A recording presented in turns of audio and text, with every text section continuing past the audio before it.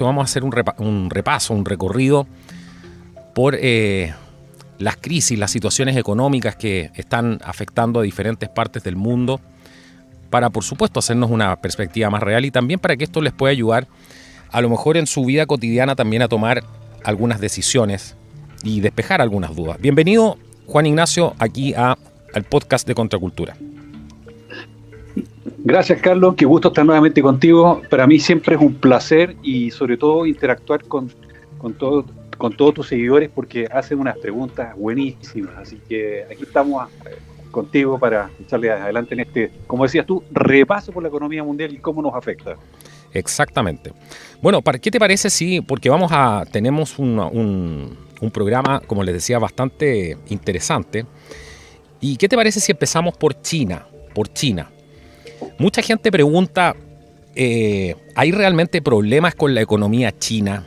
¿China es tan poderoso económicamente como se ve? ¿Es este gigante asiático, este dragón asiático imparable? ¿Qué nos puedes contar de China y la situación económica actual? Sí, claro. Disculpa, te interrumpí. Efectivamente, China es un país muy complejo, muy interesante. Es una tremenda potencia, pero por sobre todo China es un país muy misterioso, ¿no?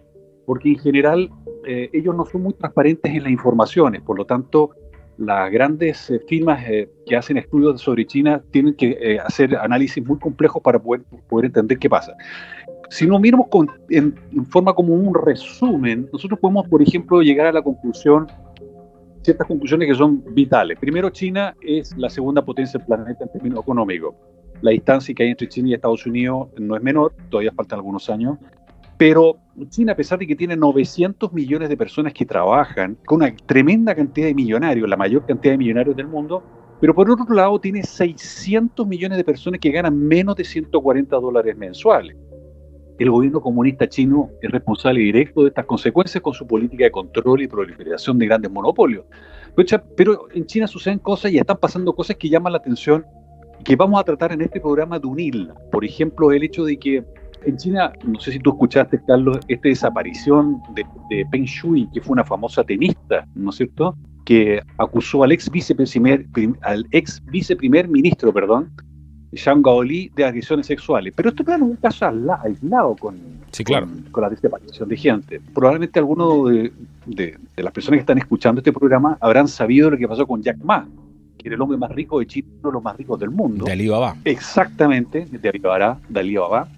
Y resulta que en víspera del lanzamiento en bolsa de Ant Group, una de sus empresas, el mayor lanzamiento de la historia del planeta, él tuvo la osadía de pronunciar un polémico discurso y a este señor lo hicieron desaparecer por 3 meses. Mientras estuvo desaparecido este caballero, la empresa fue desmantelada por el gobierno chino, que tiene casi 400 millones de usuarios activos, ¿no es cierto?, el navegador que ellos tienen. Y fue borrado de la web en China y los teléfonos móviles. Pero resulta que esto no es aislado, ¿ya? En China no solamente desaparecen personas, sino que el South China Morning Post, por ejemplo, publicó hace algunas semanas atrás que 4,37 millones de pequeñas empresas y medianas cerraron permanentemente los primeros 11 meses del año. Alguien dirá, bueno, pero es normal que en China todos los números sean siderales. Sí, claro, lo que pasa es que normalmente en China nacían más empresas de las que morían, ¿ya?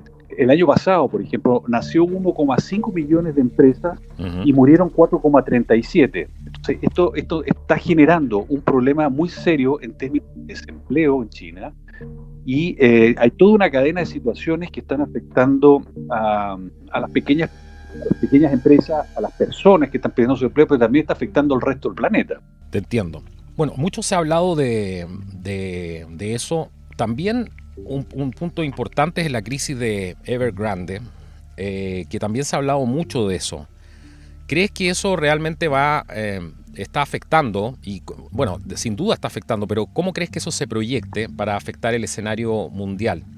Esta famosa crisis de Evergrande que tanto han hablado, o Evergrande. Sí. Mira, es súper interesante tu pregunta porque, de nuevo, China informa muy poco al exterior. Sin embargo, Evergrande Es una empresa monstruosa en China para los tamaños usuales de lo que nosotros en Latinoamérica podemos entender. Pero un poquito retrocediendo un par de centímetros en el punto de cuáles son las empresas que están siendo afectadas por esto a nivel de empresas conocidas. El motor de la economía, el principal motor de la economía china es la construcción, todo lo que tenga que ver con la construcción, ¿ok? Entonces, ¿qué es lo que sucede? Es más o menos un tercio de la economía china la que gira alrededor de la construcción, ¿ok? Entonces, en el sector inmobiliario, aproximadamente trabajan 56 millones de personas directamente, ¿ya? Ahora, en China, dado que es un gobierno comunista, existe un control del partido sobre la economía muy potente. Bueno, ¿qué sucedió en los últimos 20 años? Nótense que acabo de decir que la economía china, un tercio depende de la construcción, ¿correcto? Bueno, el gobierno central le dictó a los gobiernos locales que tenían que generar empleo y generar crecimiento en la economía. Y obviamente la instrucción iba básicamente para que construyeran edificios. Eso afectó positivamente a muchos de los mercados latinoamericanos que exportaban materias primas, tales como cobre, o hierro, arena, cemento y muchas otras cosas. Entonces, ¿qué sucedió? La crisis económica, producto del bicho chino, generó una contracción de la economía por un lado, y gran parte de los ahorros de las personas que están en China se destinan justamente a comprar una segunda vivienda o más, ¿no? Y eso generó una gran burbuja. A su vez, al haber una gran cantidad de edificios fantasmas que no estaban siendo ocupados por nadie, que no estaban redituando, esto generó una cadena de quiebras, afectando a la economía mundial porque se están restringiendo justamente las compras de insumos, y por otro lado, dentro de China, esto está afectando negativamente en una serie de mundos. El mundo, bueno, China maneja prácticamente el 50% del acero del mundo, de la producción, la industria del ladrillo, la industria de los muebles. Eso afecta también a las empresas exportadoras de muebles de toda América, y también está afectando a otras empresas que tienen que ver con los servicios que tienen que ver detrás de eso. Entonces, por ejemplo, la empresa en Evergrande trabajan casi 3,17 millones de personas, ¿perfecto? La otra empresa que está quebrando en este momento es Cynic, Cynic, es una empresa inmobiliaria, despidió a 7.000 personas. 7.000 personas. En el octubre del año pasado quebraron 400 pequeñas constructoras, se declararon en quiebra, ¿ya? Pero no solamente está muriendo el empleo o está afectando el empleo en el mundo de construcción, el mundo de las tutorías, porque China, el gobierno chino prohibió lo que son las tutorías académicas. Me explico, ¿qué es lo que es una tutoría académica? Son clases particulares que estaban recibiendo millones de chinos, y el gobierno chino decretó, y están en proceso de prohibirlas, tanto las clases particulares como también las aplicaciones donde los chicos hacían algún tipo de curso, para orientar todos los recursos y el tiempo de los muchachos para que aprendieran educación física y cursos militares. Entonces, esto más o menos, el mundo de las tutorías agrupa más o menos a 10 millones de profesores o gente que trabaja en ese mundo. Claro. Perdón, Carlos, ¿tú ibas a decir algo? No, ¿cómo se relaciona todo esto? Porque también tenemos, por otro lado, que se ha hablado mucho de la crisis energética y la crisis alimentaria. ¿Qué pasa en la crisis energética? Porque se ha hablado mucho también de esta crisis energética que tiene el partido en China, más que el gobierno, el partido mismo, que, como bien decías tú, controla las empresas. Los grandes holdings finalmente son controlados también por el partido. Por eso de que este sistema sea netamente capitalista, como dicen algunos, es una ilusión desde el punto de vista de que finalmente las empresas, las grandes empresas, son controladas por el partido. ¿Qué pasa en la crisis energética? Correctísimo.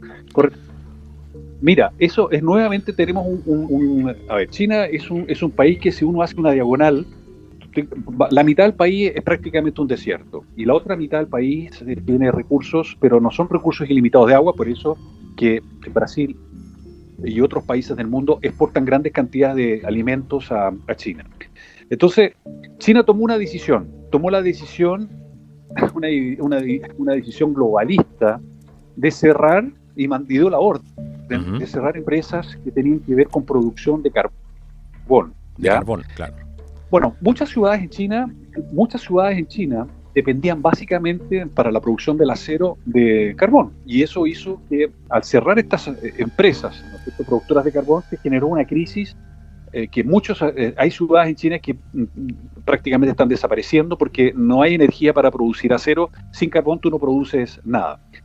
Entonces, ok, obedeció la orden del partido. Necesitamos cambiar o irnos a energías renovables, pero nuevamente es una decisión absurda que muchos países de América Latina, Europa y Estados Unidos están tomando en forma errada, despegarse de lo que es la producción de energías tradicionales antes de tener un buen alero. Sí, claro, por otro lado. Claro. Es más, de una manera radical, parte, son políticas radicales que no se condicen con de alguna manera con el desarrollo económico, con mantener esta tasa de crecimiento. Es imposible hacer un reemplazo tan radical de las energías como han propuesto muchos demócratas, incluso en Estados Unidos, y lo hemos visto, bueno, también en Chile y en otros países. Correctísimo. Y en esa línea, Carlos, es interesante observar que el partido, ¿no es cierto?, en el aire, tuvo que dar vuelta a la decisión y están retomando lo que es la producción de carbón, pero en la pasada, en los últimos meses, muchas ciudades de China tenían racionamiento eléctrico total, o sea, las ciudades quedaban oscuras después de cierta hora de la noche, y eso afectó lo que fue la producción de muchos productos, donde estaban trabajando de 2 a 3 días a la semana, porque los otros días no podían producir porque no tenían energía. Esto se sabe poco, ¿ya? Y en la pasada, ¿no es cierto?, tenemos a estos señores chinos tomando decisiones bastante obtusas. Por ejemplo, se escuchó por ahí, por ejemplo, de que por causa del cambio climático se estaban inundando las ciudades. Pero en realidad lo que estaba pasando es que se produjeron algunas estaciones de lluvia, aumentaron los niveles de agua de algunos tranques, algunas represas, y los empleados burócratas abrieron las compuertas sin dar aviso a la población y esto inundaron las ciudades. La comprobación fue que las inundaciones se producían normalmente a medianoche hasta las 3 de la mañana y a las 7 de la mañana estaba todo seco entre comillas, pero las ciudades estaban arrasadas totalmente. Incluso se mostraron fotos hace algunos meses atrás donde se veían estaciones de metro, autopistas subterráneas que fueron totalmente inundadas en minutos, donde murieron casi 70 personas por esta razón. O sea, todo en China funciona con un gobierno comunista dictatorial tomando decisiones absurdas e irracionales.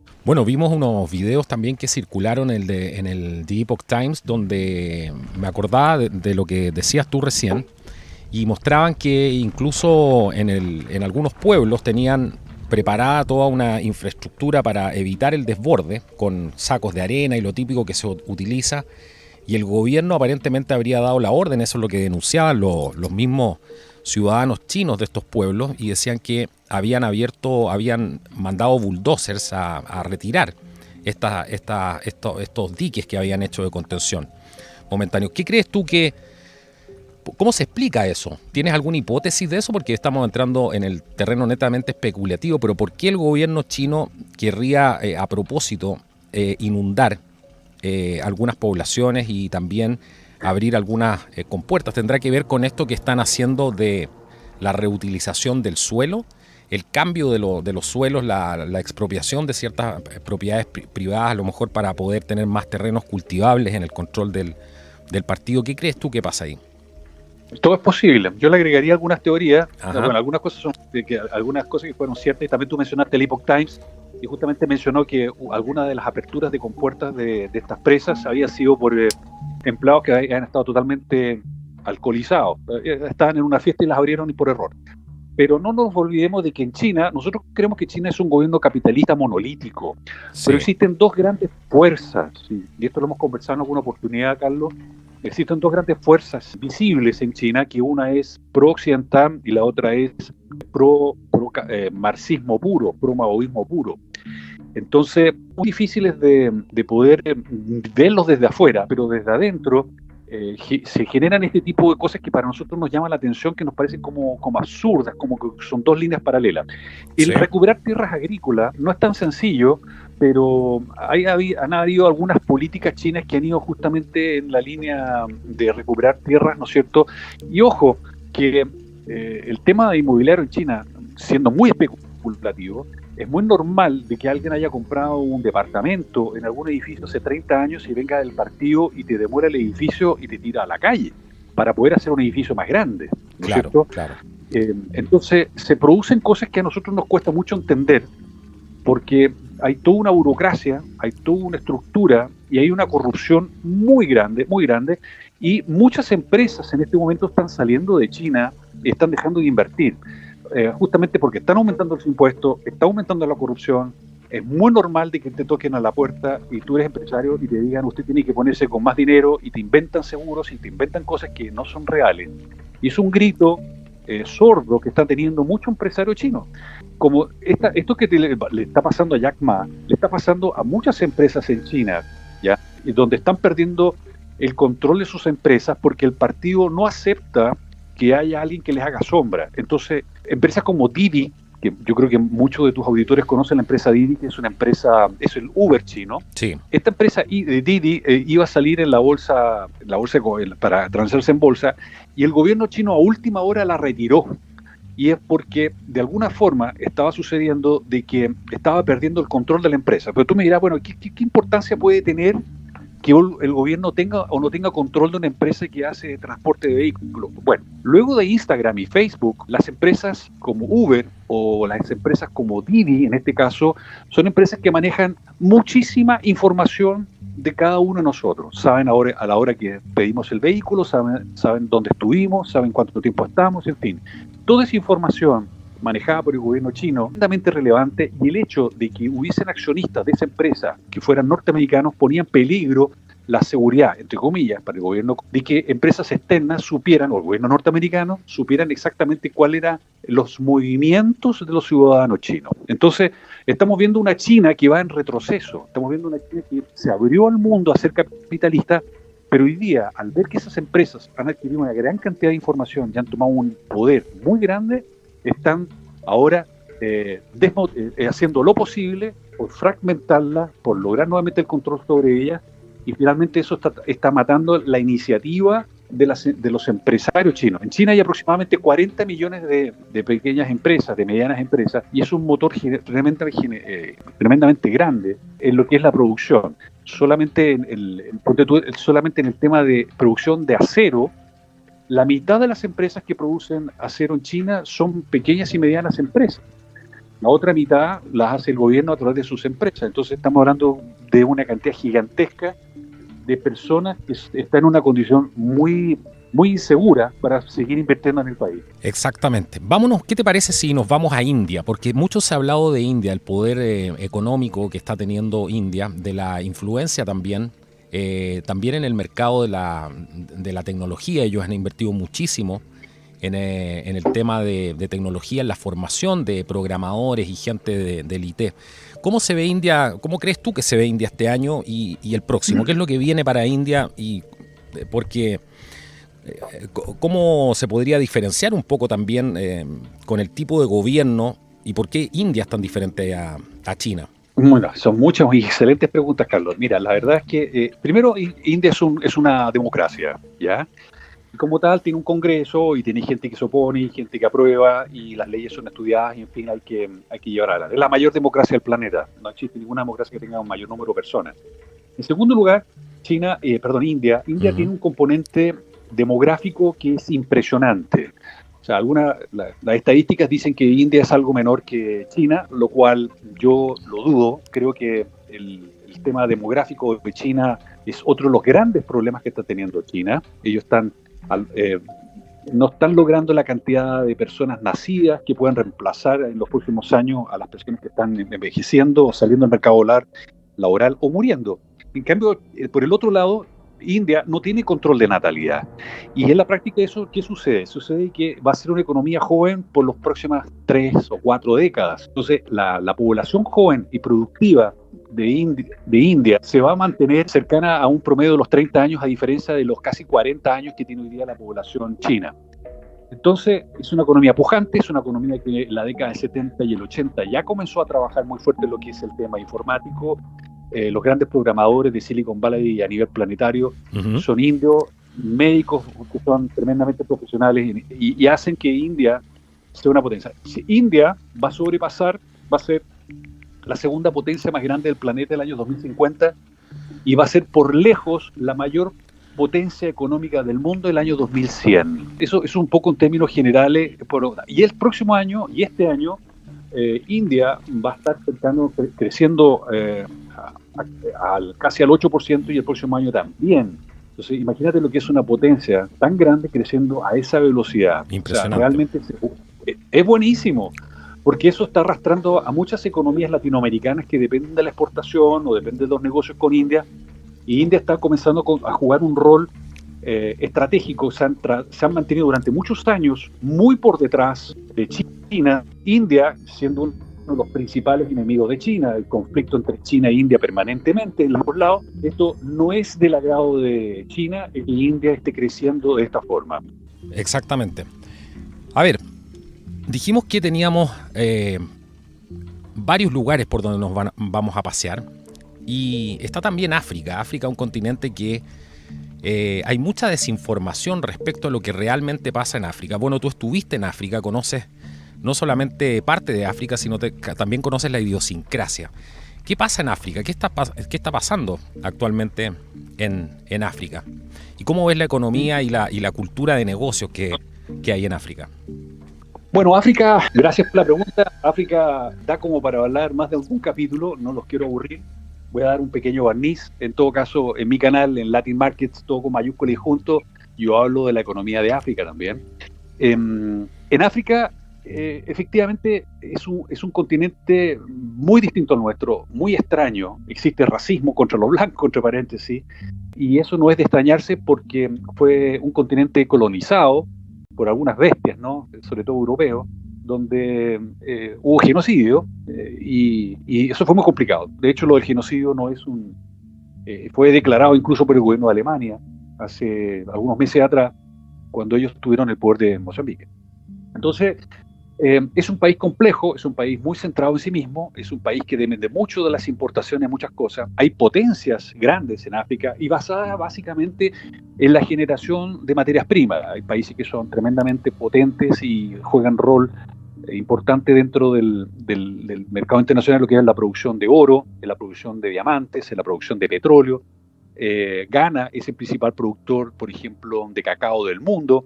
En fin, o sea, son continentes que los que se han desarrollado en base a lo que es materia prima, y hay algunos países que están ya yéndose a una segunda derivada, que es agregándole valor agregado. Ahora, el aspecto chino en África, y un poco enlazando con las preguntas anteriores, es muy trascendental. China eso es justo lo que te iba a preguntar. Te quería llevar ese punto porque se ha hablado y se ha puesto como ejemplo, lo hemos puesto nosotros aquí en el programa también, lo que está pasando en Latinoamérica, y eso está completamente relacionado de alguna manera a lo que ha hecho China en África. Cuéntanos un poco de eso. Sí, aquí voy a recordando un poco de lo que dije al principio. China es un país que no tiene grandes recursos, tiene algunos que son importantes, pero para atender a unas 1.400 de millones de personas necesita de los componentes que el resto del planeta le puede dar. África, los chinos la vieron como un continente fácil de corromper. Los chinos no son de aquellos que llegan a un país y hacen negocios limpiamente, terminan normalmente corrompiendo al gobierno. Ellos tienen, en cada decisión que ellos toman, pagan algunas comisiones extras. Pero aparte de eso, China también ha tenido que lidiar con una cultura muy distinta y ha salido con la cola entre medio de las patas. Por ejemplo, en Congo ellos hicieron una serie de inversiones, pero Congo es uno de los países más corruptos de África y lleno de delincuentes, de narcotraficantes y terroristas, que son muy difíciles. Y los chinos salieron con la cola, con el rabo entre las piernas, porque tuvieron que salir, tuvieron que hasta retirar personal diplomático. Pero bueno, África son 54 países y son más de 1.000 millones de personas, por lo tanto es un continente tremendamente complejo. Ghana, que es un país pequeñísimo, Ghana debe ser no sé, capaz que sea incluso más pequeño que Uruguay, hay 30 millones de personas y hay 42 lenguas y hay distintas religiones. La religión mayoritaria es la religión protestante o evangélica, y el resto son religiones más bien musulmanas, lo cual los musulmanes en África son un dolor de cabeza para varios países. Y China tiene que lidiar, o cualquiera de nosotros tiene que lidiar con ese tipo de culturas para poder hacer un negocio. Es un continente en sí complejo porque además tienen ancestros coloniales que los hacen ser particularmente diferentes. Por ejemplo, las colonias francesas, casi todas entraron en revoluciones, casi todas tuvieron revoluciones muy sangrientas. Casi todos los países se independizaron de sus respectivos colonizadores en la década del 50 y la década del 60. Salvo raras excepciones que no tuvieron posesión de colonias, de colonizadores, pero tuviste colonias que vendían de España, de Italia, de Francia, de Alemania, de Holanda, ¿te fijas? Y hay países más desarrollados, por ejemplo el Hollywood o Disneylandia para los africanos es Sudáfrica, ¿te fijas? Ahora tú tienes países que se están desarrollando de forma más dinámica como Ruanda, ¿te fijas? Que han sabido vivir más o menos en paz y han tenido un desarrollo muy interesante, o países como las Islas Seychelles, son países turísticos que han cambiado dramáticamente su economía en base al turismo. La verdad es que África es un continente maravilloso. China, para variar, está metiendo las manos ahí, tratando de apoderarse de materias primas, y está haciendo lo suyo. Ellos no quieren dejar de lado el apoderarse del resto del planeta para ser aún más grandes. Bueno, otra de las grandes economías que tenemos presentes hoy día y países que tienen una gran proyección es Brasil, que no podemos dejar de lado en este programa el día de hoy, hablar un poco de lo que pasa en Brasil, ya que tú además estás en Brasil. Y qué mejor que nos cuentes un poco desde ahí mismo cómo está la economía hoy en día en Brasil. Bueno, yo te pido que me interrumpas todo lo que quieras, porque la verdad es que puedo hablar mucho de Brasil, Carlos, así que discúlpame si me alargo. Entonces, sí, bueno, la economía de Brasil está muy bien. La economía de Brasil está muy bien. El año pasado creció casi 3 millones de empleos. En Brasil, hoy día, Bolsonaro tuvo de herencia a 12 años de gobierno marxista, con una presidente que fue destituida de su cargo con un impeachment, y un presidente que estuvo 1 año y medio vistiendo un traje a rayas en prisión porque fue declarado culpable de corrupción.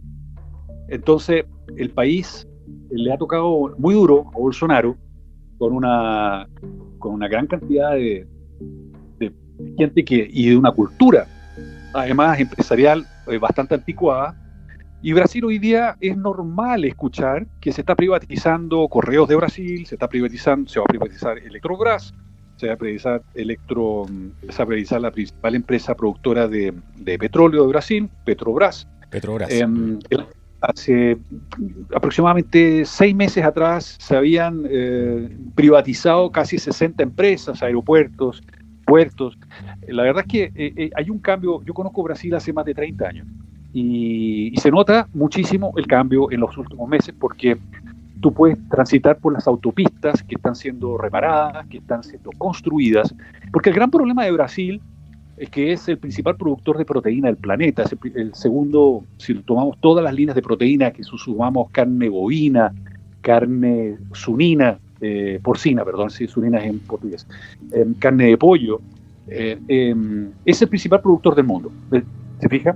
Entonces, tiene territorios en Brasil tan grandes. O sea, Brasil es del tamaño de Europa, incluso te sobra territorio para agrupar una parte de Rusia, y solamente viven 215 millones de personas. Claro. Entonces, ¿qué sucede? Cuando tú quieres sacar, por ejemplo, soya, y la quieres traer desde del corazón de Brasil y llevarlo a un puerto para exportarlo, tú tienes que transitar miles de kilómetros. Y eso era uno de los grandes escollos. La geografía de Brasil, en términos de problemas para sacar su producción, es similar a la de Colombia. En Colombia también es muy caro sacar los productos, justamente por lo mismo. Por las distancias. Entonces Bolsonaro, claro, exacto, por las distancias, por las carreteras en mal estado, en fin. Y eso está haciendo que Brasil esté cambiando el color. Y es la guinda de la torta. Para muchos, Brasil es una tremenda amenaza geopolítica para el resto del mundo. Eso te iba a comentar justamente porque da la sensación, ya con todo lo que hemos visto, todo lo que ha pasado durante tanto tiempo, con la manipulación también de la prensa, esta constante demonización de un presidente electo democráticamente y que además tiene el apoyo de muchísima gente en Brasil. O sea, yo no sé si la gente se ha puesto a pensar, pero a quien critican a veces livianamente es un presidente que la gente lo para sacarse fotos con él de una manera impresionante.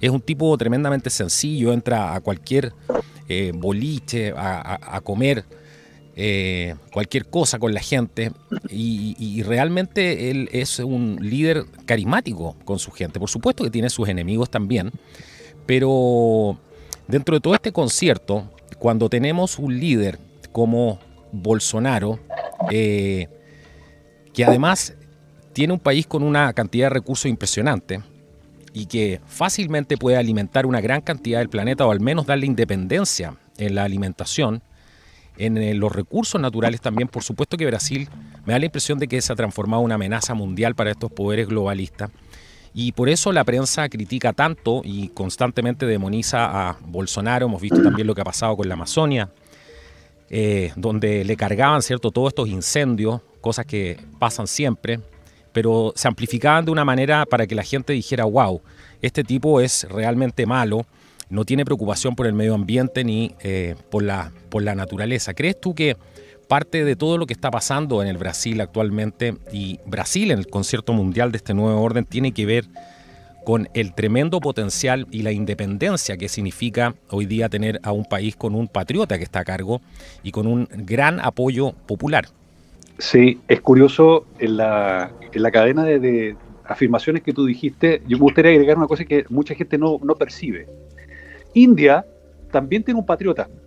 Es considerado, si uno googlea al presidente de India, te encuentras con epítetos como genocida en Wikipedia. Bueno, sí, claro. Bolsonaro, Brasil, al igual que los países como América Latina, que tienen un tremendo potencial, como Argentina, como Colombia y otras tremendas monstruos latinoamericanos que están dormidos, son un peligro para los globalistas. Le inventaron a Bolsonaro la quema del Amazonas. Las estadísticas reales marcan que Bolsonaro, en la época de Bolsonaro, quemaron menos Amazonía que sus gobiernos anteriores. Y que gran parte de lo que se estaba viendo del espacio era la quema de la Amazonía boliviana. Pero bueno, en ese entonces Evo Morales era muy amigo de la NASA, parece, entonces no informaban. Y un país sólido, un país económicamente independiente, es una amenaza para los globalistas y que necesitan tomar este país para que no sea independiente. Bolsonaro tiene efectivamente grandes enemigos, al punto de que uno de ellos lo acuchilló en público, eso fue muy conocido. Ha tenido que pasar por casi 5 cirugías después, posteriores a esa. Y el que no crea, que bueno, que vea la foto de la tremenda cicatriz que tiene en la barriga. Y que bueno, está permanentemente siendo asediados por, como tú mencionabas, por la gente en la calle que se quiere tomar fotos con él, que quiere hacerse una selfie, que quiere abrazarlo. A mí me da angustia porque digo, alguno de esos le da, capaz que le meta un cuchillazo nuevamente, ¿no? Claro. Bueno, ese es el gran miedo que hay, de alguna manera, sí, claro, de las fuerzas de seguridad de los organismos de protección personal. Y él pide a sus escoltas, le pide espacio. O sea, los escoltas podrían hacer un cerco alrededor de él para que nadie se acercara. Pero él se acerca a la gente. Él se fue de vacaciones unos días a la playa. La gente lo vio, salió, se metió al agua, lo abrazaba. Yo dije, este tipo lo van a ahogar. Mira, es muy divertido ver el cariño que tiene la gente por Bolsonaro. Ahora, por el otro lado, el ex reo, porque fue declarado libre y le limpiaron todo, que el principal enemigo de Bolsonaro no es Lula, sino que el Supremo Tribunal Federal, que es un organismo como la Corte Suprema, autónoma, y fueron justamente elegidos por los gobiernos marxistas anteriores, que están permanentemente molestando a Bolsonaro para que, no sé, le inventan cosas. Incluso metieron a la cárcel a un diputado que tuvo la osadía de decir que hubo fraude en las elecciones anteriores, y sin juicio lo metieron en prisión, lleva 6 meses en prisión. Entonces, el principal enemigo que tiene Bolsonaro hoy día es el Supremo Tribunal, que son marxistas, pernidos, y que hacen del país, en el fondo, un juego de buenos y malos, ¿te fijas? Y Lula, en este momento, no se atreve a salir a la calle, porque si sale a la calle lo apedrean, lo escupen, le tiran huevos. Eso te iba a preguntar, ¿cómo anda la diferencia entre Bolsonaro y Lula cuando sale a la calle? Ese tema marca mucho. Algo parecido a lo que pasaba entre Trump y Biden. ¿Ah? Sí, pero esto es más dramático. Más dramático. Es más notorio. Es más dramático porque sucede que Yo creo que en América Latina no hemos visto nunca un presidente que tenga el cariño de la gente como la tiene Bolsonaro, y creo que nunca hemos visto algo tan opuesto como el que se tiene por Lula. De hecho, Lula declaró hace 2 días atrás que él no va a participar en ningún mitin político público porque tiene miedo a que los bolsonaristas atenten contra su vida. Al Imagínate. mismo tiempo, él declaró de que no va a participar en ningún debate, porque el tipo tiene el guardarropa lleno de cadáveres, porque el nivel de corrupción que tiene y toda su casta política que lo acompañó, están todos con podridos. Casi todos entraron a prisión y todos, bueno, curiosamente el Supremo Tribunal Federal lo declaró libre. Entonces, a algunos no les hicieron la ficha limpia, que para ser presidente del país tú necesitas tener el concepto de ficha limpia, es decir, tú tienes que no haber tenido ningún problema económico y con eso podrías participar en la contienda política. Bueno, a Lula, aparte de declararlo libre, le limpiaron todas las faltas que tenía, lo cual es absurdo. Yo nunca he visto una cosa así. Y Lula es un chiste. Lula es un chiste porque es un tipo que se nota que es un soldado. Él está obedeciendo órdenes globalistas. Hay un tremendo apoyo del narcotráfico. Hoy día salió una norma en Brasil en que se prohíbe, por ejemplo, que los helicópteros salgan y hagan pesquisa aérea alrededor de la favela. ¿Te fijas? Y tú tienes otra cosa. Si tú grabas, tú pinchas un teléfono a un criminal, tú no puedes usar eso como prueba en un juicio. Es decir, existe la justicia en Brasil, comandada por la extrema izquierda. No, es inédito. Claro. Es inédito, claro. Entonces, la policía en Brasil está hoy día de manos atadas. Hace algunos días atrás, y normalmente durante el mes de diciembre, se producen algunos perdonazos para Navidad, para que los reos vayan a su casa. Y curiosamente, en los gobiernos anteriores, casi todos los perdonazos tenían que ver con narcotraficantes. En este caso, Bolsonaro se apoyó en su potestad y declaró libres a militares y policías que habían sido declarados reos por haber cumplido con su tarea. O sea, no estoy hablando de gente que haya sido implicada en crímenes, sino que son personas que, haciendo su trabajo, fueron encontrados culpables, no matando a nadie, y fueron declarados reos por los tribunales. O sea, el trabajo que ha hecho la justicia o la extrema izquierda en Brasil durante décadas permeó lo que es la justicia muchísimo. Y claro, para el ciudadano común esto es una cosa espantosa. Hay muchos canales patriotas en Brasil, donde uno puede obtener información valiosa, alejándose de la televisión, porque hay que apagar la tele. Bueno, Bolsonaro fue pionero en entender el fenómeno de las redes sociales y gran parte gracias a eso, alejarse rápidamente de los medios tradicionales de comunicación, es que pudo lograr la presidencia, y su campaña se basó magistralmente en el uso de las redes sociales, de los medios de comunicación alternativos, y eso le ayudó bastante. Y es una lástima que otros presidentes, otros candidatos no hayan copiado esto mismo que hizo Bolsonaro, a pesar de que muchos de ellos han sido asesorados, pero siguen empecinados en ir a CNN, no sé, a todos estos medios que tergiversan la realidad. Y Bolsonaro ahí hizo una campaña tremenda con la gente. Cuando, por ejemplo, afirmó "mi partido es el Brasil", es una frase de una potencia tremenda, porque se desmarca de toda esta cosa más política, porque recordemos además que una de las fortalezas del Brasil es la cantidad de gente cristiana que hay en el Brasil, sin entrar a hacer diferencias entre las religiones, pero el cristianismo es muy, muy fuerte.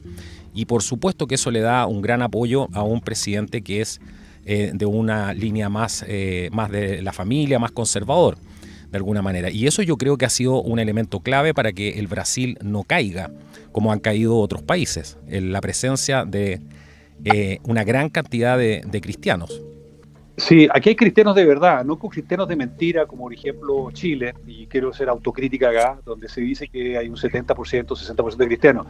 Aquí la gente da gracias a Dios, mucha gente reza en la comida, tú te metes a un Uber, vas por la calle, te dice hasta mañana, que la vaya muy bien, el tipo te dice gracias a Dios, bueno, Dios lo bendiga. hasta las boletas dicen Deus es fiel, no.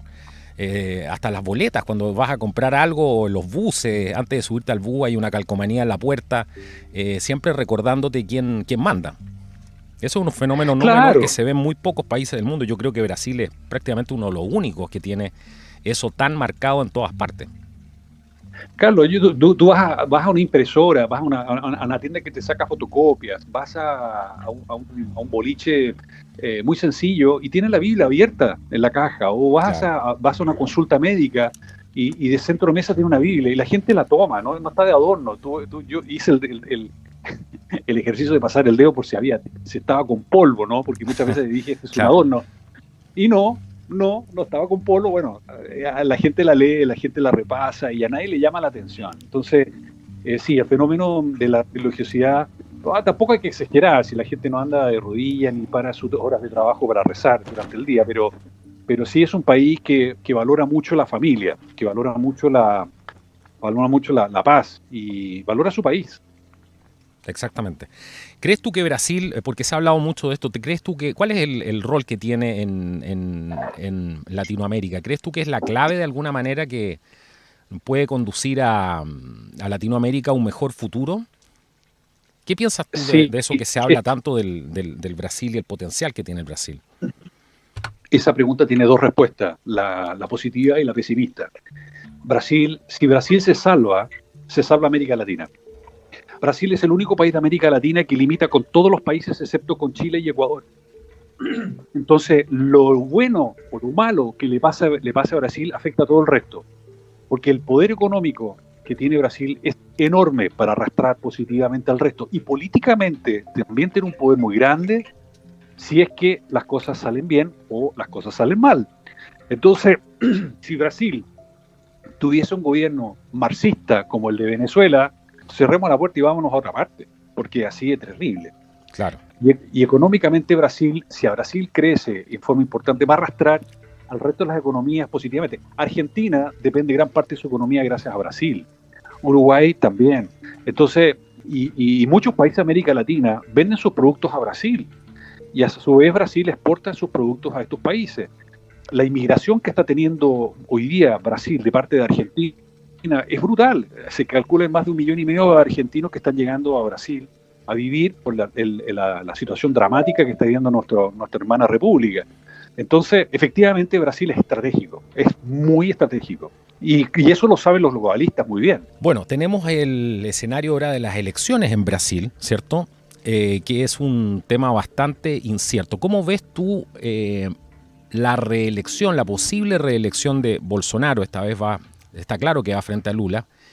Y bueno, también ahí tenemos el componente de que a muchos preocupa el tema del voto electrónico. ¿Cómo ves tú la posibilidad de que Bolsonaro sea reelegido? Muy delicado porque si nosotros leemos lo que dicen las prensas globalistas, como el Mercurio de Chile, como la prensa de Sao Paulo, el Folio de Sao Paulo, o tenemos O Globo, que por favor no vean teleseries O Globo porque son un La asco, revista es la Bella. desconstrucción más absoluta. Ellos mencionan y dicen que Bolsonaro estaría perdiendo en primera vuelta. Y las estadísticas son un chiste, realmente un chiste, porque la verdad es que son imposibles de creer la forma en que se hicieron las estadísticas. Bolsonaro gana, y gana por lejos, pero tú mencionaste un dato que es muy potente, que es el voto electrónico. Brasil tiene voto electrónico. Bolsonaro hizo un esfuerzo tremendo, gigantesco, para modificar el voto electrónico, pero no para que el voto electrónico cambiase a un voto manual, sino que se emitiera un voucher, ¿no es cierto?, que una vez que la persona votara en la urna, tuviera la posibilidad de tener un documento físico que atestiguara que su voto fue hecho y que marcara la opción en el papel la que tuvo y se colocara una urna, de forma de poder fiscalizar posteriormente si el voto fue correcto o no. Mi señora, lo estábamos viviendo en Chile, tuvo que hacer algunos papeleos acá en Brasil, descubrió que ella había votado en Brasil y que había votado, y resulta que ella estaba en Chile y no podía votar y no votó. Imagínate. Esto fue hace 4 años atrás. Entonces, lo que te quiero mencionar es que la situación en Brasil en términos de voto electrónico es delicadísima. Bolsonaro armó un equipo de generales y de las distintas ramas de las Fuerzas Armadas para que investigaran el voto electrónico. Y se hizo un informe y como Ministerio de Defensa de Brasil se le hizo llegar al Tribunal Electoral de Brasil para que respondiera sobre las irregularidades que ellos habían encontrado en el Que habían software. descubierto, claro. Exactamente, justamente para evitar que pudiera haber problemas ahora en la elección de octubre. Adivina cuál fue la respuesta del Tribunal Electoral. ¿Cuál fue la respuesta? Ninguna. Ninguna. Que entre paréntesis Silencio depende total. del Supremo Tribunal.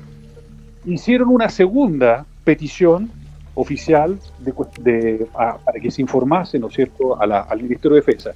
Entonces hay un ruido muy complicado dentro de las Fuerzas Armadas de que efectivamente el fraude está programado y que podríamos tener un serio problema. Bolsonaro ha dicho que él no va a aceptar el fraude y él está armando las piezas justamente para que eso no funcione. Ahora, si tú tienes el día de las elecciones que el Tribunal Electoral, que depende del Tribunal Supremo, que sabemos que somos marxistas, declara a Lula ganador y los medios de comunicación globalistas como Globo informan al resto del planeta que el ganador es Lula, la situación es difícil, es muy complicada.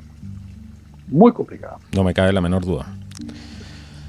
No me cabe la menor duda. Difícil el panorama de las elecciones en general, ¿eh? Porque nosotros, si tú te fijas, y esto la gente no ha levantado una alarma con esto, pero todo el mundo debiera desear que las elecciones fueran transparentes, lo más transparentes posibles, porque eso asegura, ¿cierto?, la continuidad de la democracia.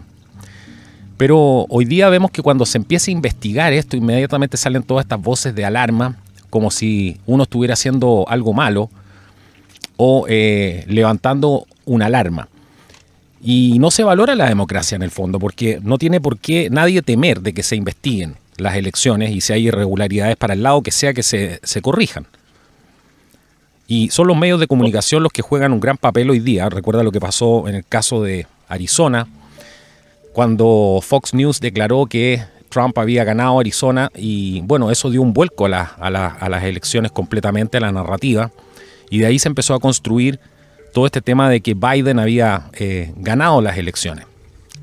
Pero, ¿por qué los medios de prensa tienen que estar metidos ahí con un rol tan importante? Y esa es la pregunta que muchos de nosotros tendríamos que hacernos. Es un tema sumamente delicado porque el problema es que la gente está teniendo desconfianza de sus sistemas electorales. Y eso es malo, es malo para la democracia. Para cualquier democracia es malo, es una mala señal. Así es. Tenemos además todo esto... Que... Sí, dale nomás. No, termina la idea. Estoy reforzando lo que tú decías. Hace 40 años atrás en Estados Unidos había más de 300 medios de comunicación o de 400 propietarios distintos y hoy día no son más de 6. Entonces uno dice, bueno, la concentración es buena, Mara. Bueno, para eso están las leyes también, ¿cierto? Que mucho se ha hablado de las leyes antimonopolio y todo ese tipo de cosas que en muchos casos y en muchas industrias no están funcionando para nada y están abiertamente faltando a la ley. Pero nadie levanta una alarma sobre esto. O sea, es preocupante cuando tienes un conglomerado, ¿cierto?, de medios de comunicación que son operados y los dueños son prácticamente siempre los mismos en todas partes del mundo. Correcto. Y eso tiene que tener una intención clarísima de programas de ingeniería social. ¿Cuál es el sentido de hacerse con el control de los medios de comunicación, de la narrativa, de lo que entra en la cabeza de las personas, de la información que consumen? Eso también es algo muy, muy preocupante. Y está pasando lo mismo, fíjate, lo vimos recién con un programa que grabamos con un amigo aquí del canal, Roberto García, que nos comentaba desde Ucrania algo muy parecido que estaba viendo con los medios de comunicación, esta narrativa uniforme de parte de los medios globalistas, que trataban de incendiar de alguna manera los ánimos en Ucrania y tratar de conducirnos hacia un nuevo escenario de conflicto. ¿Qué pasa en Ucrania? ¿Cómo ves tú? Porque yo sé que has estado atento con ese tema. ¿Cuál crees tú que son estos peligros de la conflagración que hay en este momento en Ucrania con todos estos vientos de guerra que se están viendo? Sí, cuesta encontrar información cierta porque lo que en medio de comunicación lo que te quieren decir es que los rusos son los malos y los norteamericanos son los buenos. En primer lugar, eso es una caricatura. Es una caricatura. Trump pagó con su cabeza el no haber hecho ninguna guerra durante su gobierno. porque los principales aportantes para las campañas presidenciales en los Estados Unidos son empresas, y dentro de las empresas, la más grande, además de los laboratorios, que será para otro capítulo, son las empresas relacionadas con la guerra. Sí. Y esta guerra... Del complejo militar industrial. Los señores de la guerra. Entonces, las guerras no son... Hoy día no hay ninguna guerra, yo creo que nunca, pero bueno, pongámoslo en los últimos siglos, que haya sido espontánea. Las guerras son hechas de forma de que se sabe cuántos van a participar, cuántos van a morir, dónde van a llegar las bombas, cuáles son los daños posibles, cuáles son las reacciones de enemigos. O sea, todo seriamente está estudiado. Y el tema de Rusia no es menor, porque efectivamente existe un componente ruso que hay que analizar, y es que Ucrania, si uno lo mira en el mapa, ¿no es cierto?, limita al norte con Rusia, al sur con Crimea. Ya sabemos lo que pasó con Crimea algunos años atrás, que fue anexada por Rusia, porque es un polo, un eje clave y estratégico para salir al Mar Negro. Tenemos al otro lado, ¿no?, del mapa, más cerca de Europa, para no hablar de puntos cardinales, tenemos a Rumania y tiene Bielorrusia. Entonces, ¿qué es lo que sucede? Por Ucrania pasan 4 gasoductos. La señora Merkel, bobamente, dio de baja a cientos de centrales nucleares y plantas carboníferas, haciendo unos contratos muy, muy buenos para Rusia. Pero resulta que hoy día Alemania se congela si Rusia no le manda gas. Entonces, ¿qué pasa? Europa y el mundo entero, básicamente Europa, está tiritando con esta situación en que eventualmente se pueda derivar en un conflicto, porque a ellos les va a doler en el bolsillo el perder energía. Rusia, por su lado, dice que Ucrania es de ellos. Uno de los mayores genocidios que ha tenido la humanidad fue justamente el cierre de Rusia a principios del siglo pasado, donde murieron millones de personas, porque Ucrania es o era el granero del planeta. Entonces Rusia cercó, ¿no es cierto?, y Ucrania, la gente murió de hambre y muchos cayeron en canibalismo. Entonces, hace unos 8 años atrás, en la zona más cercana a la frontera con Rusia, ¿no es cierto?, como que dice, al otro lado de Europa, la parte más cercana a Rusia, que es la zona del Donbass, ¿no es cierto?, se produjo un conflicto. Pero este conflicto nació de una cosa bien sencilla, que el presidente en aquel entonces de Ucrania mencionó que quería entrar a la Comunidad Económica Europea. Esto generó una ira de parte del gobierno ruso, y mandó una serie de personajes para que participaran en unas guerrillas, que hasta el momento han muerto 14.000 personas, ¿no es cierto?, en esa zona de Ucrania. Así es. Es interesante que esa zona de Ucrania, en la zona donde está el conflicto hoy en día, se ha transformado en un polvorín, porque es estratégico en la zona industrial más rica que tiene Ucrania, y ha ido recibiendo todo lo que es el concepto de la guerra híbrida de parte de los rusos, que son los reyes y los magos del planeta, lo que más saben, ¿no es cierto? La guerra híbrida, en el fondo, es no un ataque con tanques, sino que un ataque de muchas formas. Son estrategias militares que caen en la insurgencia, caen en el empleo de mecanismos como las fake news, ataques cibernéticos. Anteayer se produjo un ataque cibernético de parte de Rusia, donde bloquearon todos los sistemas tecnológicos de bancos y empresas ucranianas, justamente comandados por los rusos. Y los rusos, en estos ataques, han disfrazado, ¿no es cierto?, como naturales manifestantes a gente con uniforme que en realidad son soldados, porque pillaron un par y descubrieron que efectivamente eran soldados sin los grados, sin nada, los rusos. Entonces, es un conflicto muy complicado. Yo sería muy cuidadoso con hacer diagnóstico, porque hay mucho más de lo que nosotros no sabemos. Sí, y siempre es así, siempre es así, claro. A lo más uno puede estar solamente en la superficie, pero son temas tan complicados y donde hay una profundidad de información, de cosas que están pasando, que es muy difícil poder entenderlo a cabalidad para hacer un análisis o hacer simplemente un pronóstico, que es aún más irresponsable. A menos que sea una persona realmente que está ahí, o estos ex generales a veces que hablan, que hay que ponerles atención cuando emiten sus opiniones, porque tienen información desde adentro y manejan las hipótesis a lo mejor de conflicto, o cómo se están moviendo las piezas del ajedrez. Correcto. Y como se trata de una situación tan delicada, y la trascendencia y la importancia que tienen ambas partes, donde hay mucho en juego, poderes económicos, poderes fácticos, egos, los rusos no van a soltar esto así como así. De hecho, dentro de las negociaciones que no han sido aceptadas por la OTAN, era de que Estados Unidos retirara sus bases de Rumania. Hay bases en Rumania, ¿no es cierto? Sí, Hay fuerzas militares. Entonces, bueno, dice, ¿hasta dónde va a llegar esto? Porque si esto sale mal, la verdad es que estaríamos hablando de una tercera guerra mundial. sí. Y con armas no convencionales, en todo caso, ¿eh? Porque yo creo que aquí es entre botoncito que se aprieta por aquí, botoncito que se aprieta por allá, la verdad es que podemos llegar a descubrir armas que ni siquiera nos imaginamos que existen. Yo creo que ese es el gran temor, ¿eh?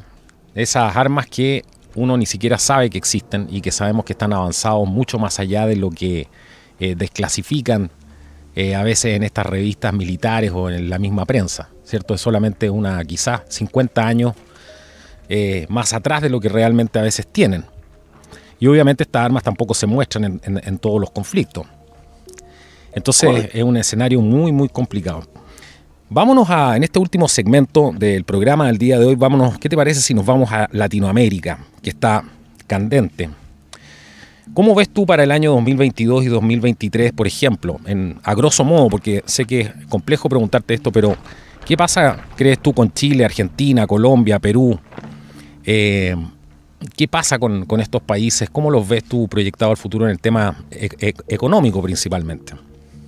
Sí, en tu mismo canal mencionamos hace, me parece que un año atrás, lo que iba a impactar en la economía de América Latina el bicho chino, ¿ya? Y efectivamente se produjo una debacle brutal. La CEPAL, ¿no es cierto?, habla de casi 86 millones de personas en el año 2021, 5 millones de personas más que en el año 2020 que cayeron en la pobreza. Los países que, muy impulsados por estos conceptos globalistas, no cerraron sus fronteras, esto afectó a millones de empleos. Y los más afectados efectivamente fueron los más pobres. Y eso está haciendo de que este 2022, la economía de 2021 cerró muy mal, ¿no? Para América Latina, porque no alcanzó a recuperar gran parte del continente lo perdido. Y el 2022, este que viene, probablemente vamos en el mejor de los casos, a llegar a una línea de flotación cero o un poquito más, que no va a ser suficiente para poder absorber la gran cantidad de muchachos que salen de las universidades, que salen de los colegios para poder entrar a trabajar. Por lo tanto, vamos a ver un aumento del desempleo, un deterioro de la economía, lo cual hace que las decisiones que las personas tomen deben ser tremendamente cuidadosas y austeras en relación al futuro económico, porque tenemos elecciones, tuvimos elecciones en Chile, que fue un desastre, ganó el candidato de extrema izquierda, el marxista. Lula da Silva es un candidato de derecha al lado del chavista que salió en Chile, y tenemos elecciones en Colombia, donde tenemos la amenaza, ¿no es cierto?, de que el marxismo ocupe una posición importante, ¿no es cierto?, y eso hace bueno, ya tuvimos elecciones en Nicaragua, tuvimos elecciones en Honduras, y tenemos un giro hacia la izquierda en América Latina que no predice un buen futuro. No predice un buen futuro porque estos pensamientos marxistas que hablan de que el Estado tiene que ser el supremo proveedor y que hay que eliminar la propiedad privada, hace que el panorama sea muy complejo y muy oscuro. Cero amor por la libertad, pues, amigo mío, cero. Bueno, y lo más interesante quizás es que mucha gente que vota a veces por estos candidatos, ellos creen que no son de izquierda o no son marxistas. Ese es un discurso que está sumamente instalado. Dicen, no, ellos no son marxistas, eso ya pasó, eso ya no existe como tal. Pero hay gente que no tiene idea de la literatura, que claramente no conoce los procesos revolucionarios ni hablar de esta guerra híbrida o la muerte por mil cortes y todas estas cosas. Pero muchos de ellos todavía están convencidos que votaron por algo que nos va a traer más prosperidad, incluso más igualdad, más democracia y todo este tipo de cosas. Pero yo no sé si se dan cuenta, por ejemplo, tú acabas de mencionar el tema de la inmigración. La situación en Chile ya es, yo creo que ya tocó fondo. Lo que hemos visto en los últimos videos que se han hecho virales son bandas de delincuentes, hombres generalmente. Se acabaron estas mujeres que ponían para la foto y ya estamos hablando hordas de hombres que ya estaban cobrando peaje, incluso llamando en un video salía ahí claramente como decían, mata a un chileno. Correcto. O sea, si esto no es lo que mencionaste tú como guerra híbrida, el reemplazo de la población, la migración de reemplazo que llama las Naciones Unidas, ¿qué es lo que es? Bueno, es dramático lo que tú mencionas, efectivamente es así. No solamente se ha visto en Chile, se ha visto en Perú y se ha visto en Colombia también. Eh, la, la, eh, la arma de inmigración masiva que está teniendo Venezuela es estratégica porque se libera de millones de personas que tiene que alimentar, inunda al resto del planeta con personas, ciudadanos, muchos de ellos en su legítimo derecho de encontrar un mejor sustento, pero también abrió las cárceles para que delincuentes que incluso los mismos venezolanos se avergüenzan en Chile de escuchar y ver estas noticias, cómo se han tomado las calles, cómo se han tomado la delincuencia, cómo vivía Chile, que era un país relativamente pacífico, se ha transformado en una guerra. O sea, hay lugares donde no se puede transitar, donde ya es normal el que hayan asesinatos. De hecho, ha aumentado casi un 50% los asesinatos este año, y el año pasado ya habían aumentado un 36% los asesinatos. O sea, ya el tema no es que te roben el celular, es que te roben el celular y te matan, ¿no? Y esta arma de inmigración que está ocupando Venezuela con este grupo de personas que están saliendo es tremendamente delicado. Destruir la convivencia, porque todos los países tienen el derecho a decir quién llega, y todos los países también tienen el derecho a decidir cómo llegan estas personas. Dice, mira, nosotros necesitamos ingenieros, necesitamos profesores, necesitamos enfermeras. Bueno, está bien, vengan para acá porque los necesitamos, pero esto es una cosa masiva donde el país no tiene cómo resolverlos, cómo absorberlos. Bueno, yo creo que eso es también por diseño, lo comentábamos también evidentemente la desestabilización de los países es lo que buscan. Esto no tiene ningún componente de preocuparse de mejorarle la calidad de vida a las personas. De hecho, las mismas Naciones Unidas y la NATO, que está tan preocupada, ¿cierto?, de todo este tema que pasa en Ucrania hoy en día. Bueno, ellos tienen perfectamente las armas y la voluntad política para solucionar un problema como por ejemplo el de Venezuela. Y si fuera esto tan dramático y se le tomara el peso, no permitirían que este cáncer se fuera diseminando por diferentes partes. Y eso es justamente lo que estamos viendo. Así que interés en solucionar el problema no hay absolutamente ninguno. Hemos visto que vienen declaraciones simplemente, incluso muchos de ellos participan en estos consejos de derechos humanos, estos mismos que tienen a su pueblo no solamente con hambre, sino que asesinan a su disidencia política y persiguen a quienes se les oponen. Entonces tú ves claramente que acá no hay ninguna intención de mejorar las cosas, todo lo contrario. Es generar una situación al borde prácticamente o una guerra civil, literalmente, y por supuesto Correcto. que meter todas estas tecnologías de control social. Después con la excusa de que la misma gente les va a pedir, bueno, hagan algo con la delincuencia y ellos te van a decir, no se preocupen, yo tengo la solución, pongamos cámaras, reconocimiento facial.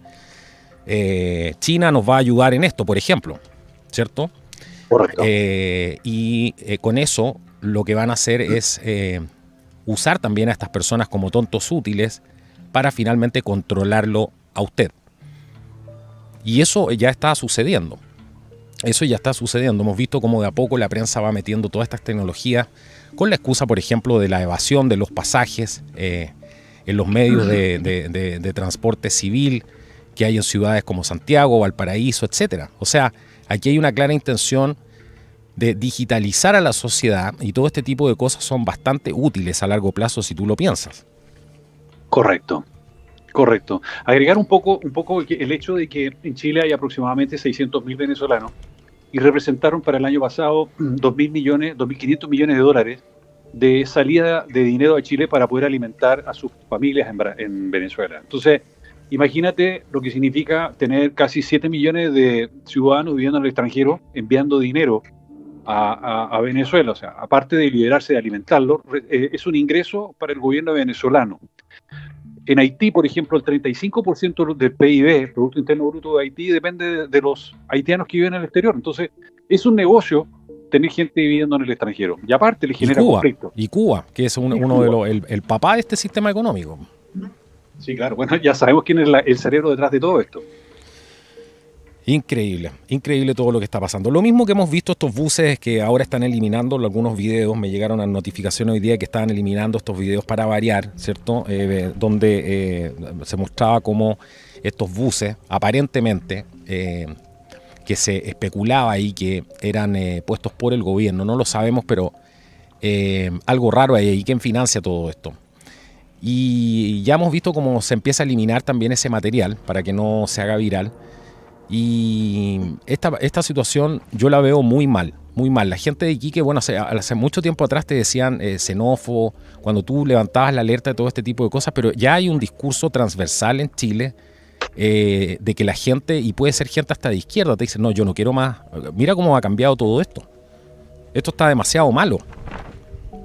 Demasiado malo. Bueno, entonces es increíble lo que está pasando. Yo quisiera, a mí me gustaría comentarles algo que probablemente tus auditores no saben, porque lo más probable es que estén mal informados con sus medios de comunicación que son globalistas. La situación de Chile es caótica en este momento en muchos sentidos. Tenemos un gobierno marxista que asume en marzo. Las personas que asumen el gobierno ya sabemos quiénes son los subsecretarios y quiénes son los ministros. Y paralelo a eso, el golpe de Estado del 18 de octubre del año 2019 generó un cambio de constitución, porque el gobierno globalista de Piñera cedió ante la presión de la extrema izquierda y decidió modificar la constitución, y quienes conforman la constitución en un 70% son de extrema izquierda. Entonces, me gustaría enumerar algunas cosas que van a salir dentro de poco. O sea, no, y déjame hacer un punto ahí. Ojalá fueran de extrema izquierda. Si lo que tenemos ahí es una constitución. Chile está bajo el dominio hoy día de la Constitución de las Naciones Unidas. Si tú te vas y ves punto por punto qué significan todas las cosas que están cambiando y las comparas con la Agenda 2030, wow, tienes una correlación que no es menor. Digamos que es prácticamente calcado. Exacto. Bueno, aquellos que quieran... Correcto. Bueno, aquellos que quieran venir a Chile, que piensen que Chile es la guinda de la torta de América Latina, les quiero comentar de que existe una agenda antiminería. El mismo Boric, diputado y ahora como presidente, va a insistir en el aumento de los impuestos hasta un 80%. Viene la expropiación a los yacimientos minerales. Eliminación de la industria forestal, porque según esta extrema izquierda ellos dicen que tenemos que mantener los bosques en forma virgen. Van a eliminar las exportaciones de frutas, porque dicen que, bueno, Chile, para que los que no sepan, gran parte de la economía de Chile depende de la minería. Si tú eliminas la minería, el 50% del país se derrumba. La eliminación de las exportaciones de fruta. Hoy día las exportaciones de fruta es algo que se ha desarrollado en los últimos 30 años de forma importante. Chile es el principal productor de fruta en muchos tipos, ¿no es cierto?, al resto del mundo. Van a eliminarlo porque las frutas llevan agua, entonces hay que conservar el agua en Chile. Van a eliminar las exportaciones de salmón, que es el tercer mayor productor de tercera mayor exportación de Chile. Esto con fines medioambientales, obviamente. Eliminación de la propiedad privada. Aumento de los impuestos en forma completa, o sea, se habla de llegar a un 45 o 50% de impuestos. Hoy día esto está generando una fuga masiva de capitales. Quien esté en Miami, quien esté en este momento escuchando, se le debe estar haciendo agua a la boca, porque el principal país que está recibiendo dineros en este momento de Chile, por mucha gente de pequeños ahorros hasta grandes capitales, se están yendo a Estados Unidos. Expropiación de los ahorros de la vejez. O sea, hoy día existe en Chile un sistema privado de ahorros para la vejez, de pensiones. La idea es expropiarlo, y están todo el gobierno y los ministros van a trabajar muy fuerte en eso. Revisión de los tratados internacionales. Lo primero que se va a hacer es salirse del CIADI. ¿Qué significa? El CIADI es un organismo internacional que es que cuando tú haces una inversión en un país y ese país por alguna razón te hace una expropiación o hace algo que no corresponde, tú tienes una instancia superior, que es un organismo internacional que no está no está comprometido con ninguna de las partes, ¿no es cierto?, para poder dirimir el problema. El salirse del CIADI significa en la práctica que todas las expropiaciones que se hagan en Chile van a significar en la práctica que no van a tener ninguna instancia a cual recurrir.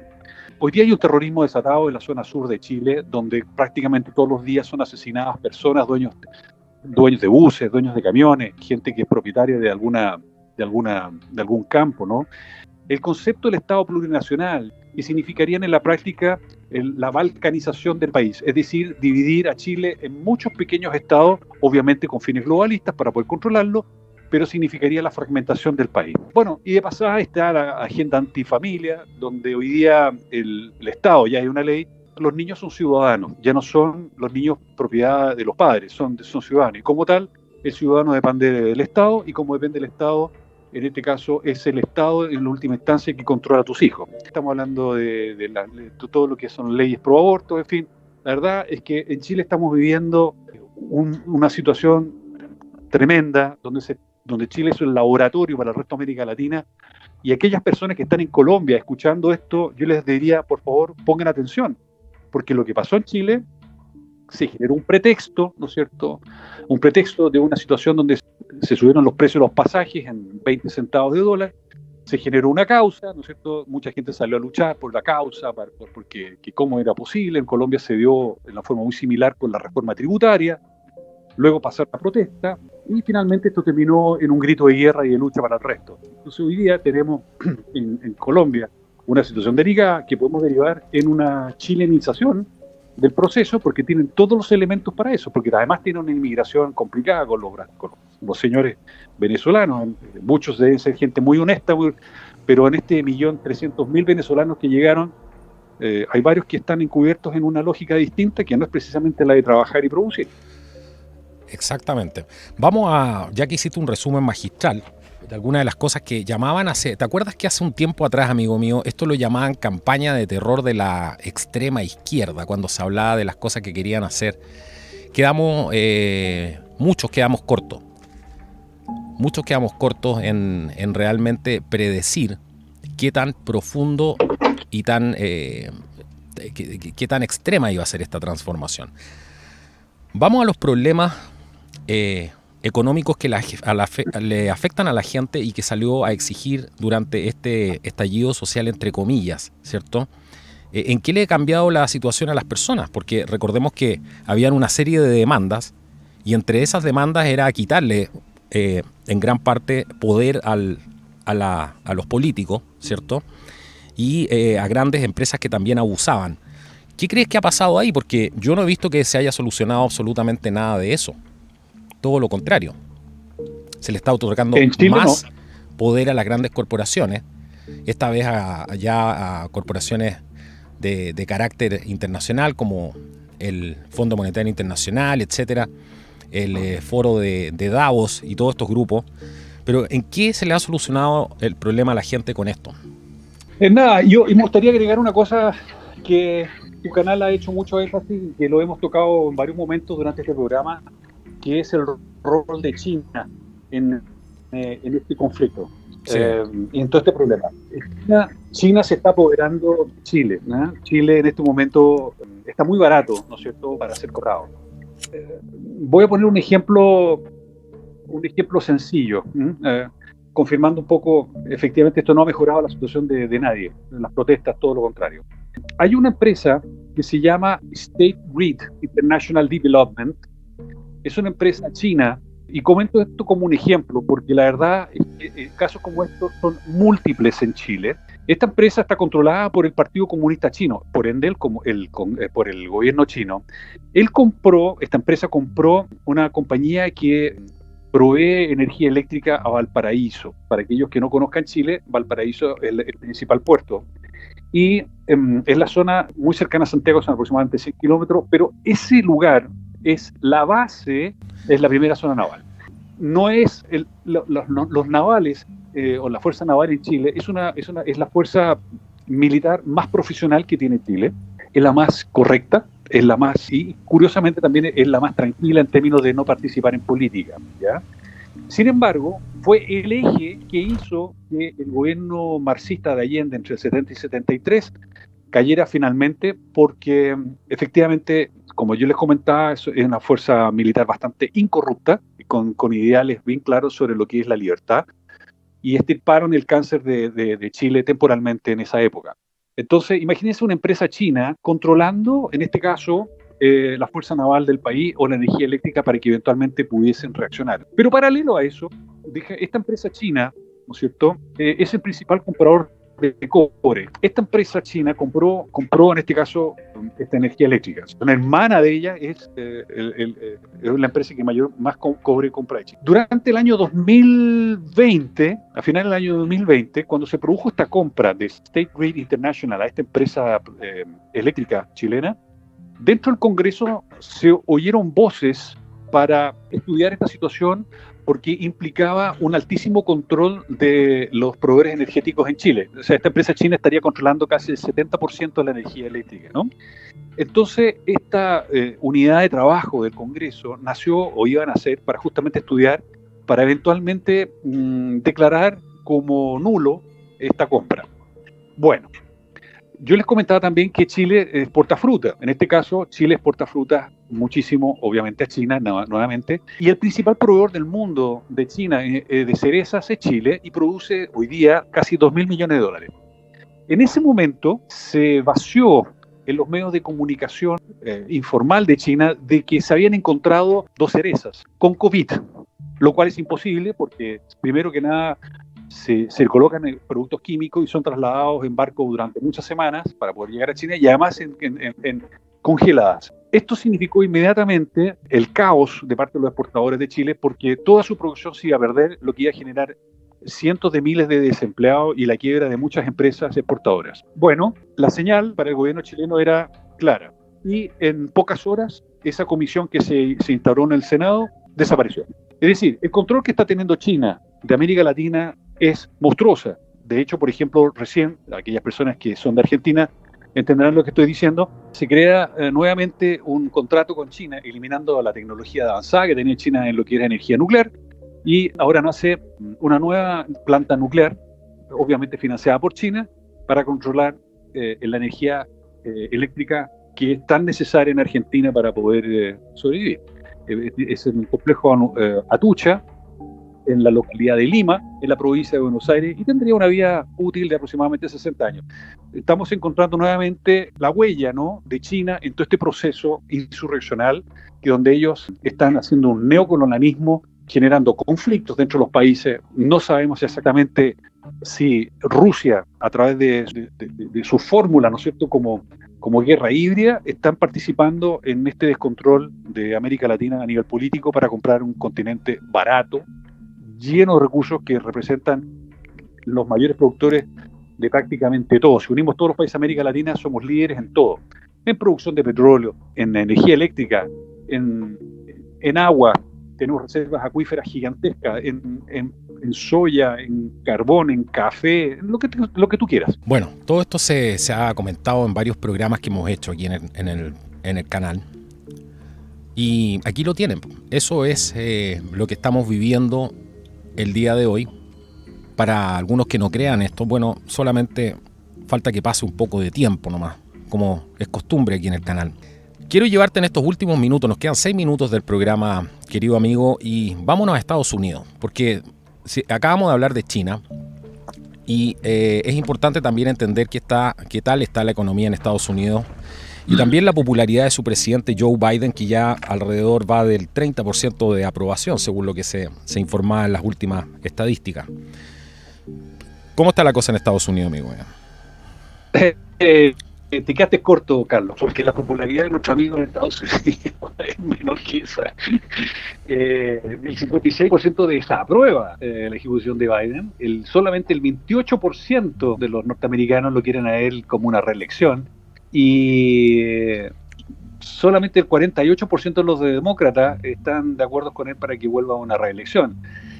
La situación de Estados Unidos es gravísima, está sobreviviendo a duras penas con una inflación del 7%, y esto para algunos que estamos en Latinoamérica no entendemos mucho cómo nos afecta. Estados Unidos es un país que, bueno, es la primera potencia del mundo, y cuando Estados Unidos estornuda, el resto del mundo se resfría. Y arrastra el resto de las economías del planeta de forma muy compleja porque gran parte de la deuda que nosotros tenemos como América Latina la tenemos como Hispanoamérica, la tenemos en dólares. Y claro, durante mucho tiempo nosotros sobrevivíamos con una tasa de interés muy bajita y significaba pagar pocos dividendos. Pero resulta que Estados Unidos ya avisó este año que por esta locura de este casi trillón de dólares que Biden tiró la casa por la ventana en la práctica, donde emitió dinero como loco, está generando esta inflación y el Banco Central de Estados Unidos, que tiene dos propósitos, uno, controlar la inflación baja y el desempleo bajo, se ha visto obligado a tener que subir los intereses después de muchos años. La tasa de interés de Estados Unidos hasta hace muy poco era muy cercana a cero, lo cual era muy barato endeudarse. Sin embargo, en este momento nos encontramos ahora en América Latina un poco con ese chiste de que cuando baja la marea veremos quién está con traje de baño y quién no. Exacto. Bueno, nos va a pillar a muchos con el traje de baño en las rodillas porque estamos tremendamente endeudados para poder mantener esta economía artificialmente cerrada para poder controlar el bicho chino, donde muchos países tuvieron que endeudarse para poder mantener las economías relativamente bien y flotando. Bueno, ahora se nos va a salir muchísimo más caro vivir, porque vamos a tener que pagarle a los grandes bancos norteamericanos más dinero, más recursos que nos cuesta producir, porque nos van a subir el costo de ese dinero, porque nos van a subir los intereses. Solamente en el caso de Chile, son casi 5.000 millones de dólares en intereses. O sea, el presupuesto de la nación en Chile es de orden de 80.000 millones.